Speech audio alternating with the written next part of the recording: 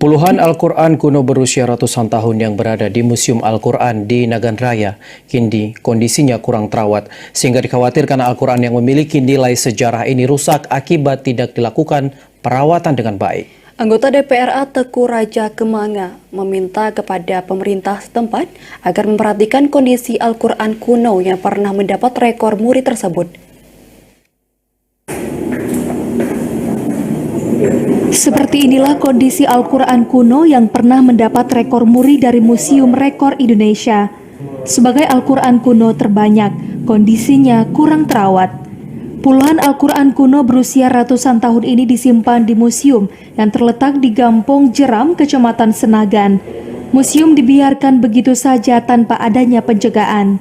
Anggota Dewan Perwakilan Rakyat Aceh Teku Raja Kemangan yang meninjau ke lokasi museum merasa prihatin melihat kondisi museum yang kurang perawatan.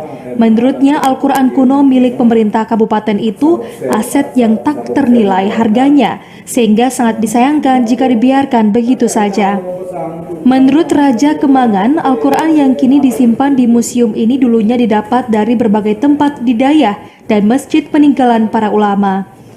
Setelah dikumpulkan jumlahnya mencapai 62 Al-Quran, sehingga kemudian Museum Rekor Indonesia memberikan muri kepada pemerintah setempat sebagai pemilik Al-Quran kuno terbanyak di Indonesia. Kita melihat tempat ini memang sangat memprihatinkan. Kita mohon perhatian kepada pemerintah Kabupaten Nagan Raya, karena ini aset yang tidak ternilai harganya, koleksi Al-Quran kuno terbesar, sehingga kita mendapat rekor muri pada saat pelaksanaan halal bihalal tingkat provinsi Aceh, turun tim muri. Kemudian setelah diteliti, tim muri menyimpulkan bahwa Al-Quran ini termasuk kategori kuno dan jumlahnya terbesar, terbanyak di Indonesia. Teku Raja Kemangan meminta pemerintah setempat memperhatikan kondisi Al-Quran ini, karena jika tidak dengan perawatan yang baik, Al-Quran yang usianya rata-rata di atas 100 tahun dapat rusak termakan usia. Dari Nagan Raya, Aziz Saputra, TVRI melaporkan.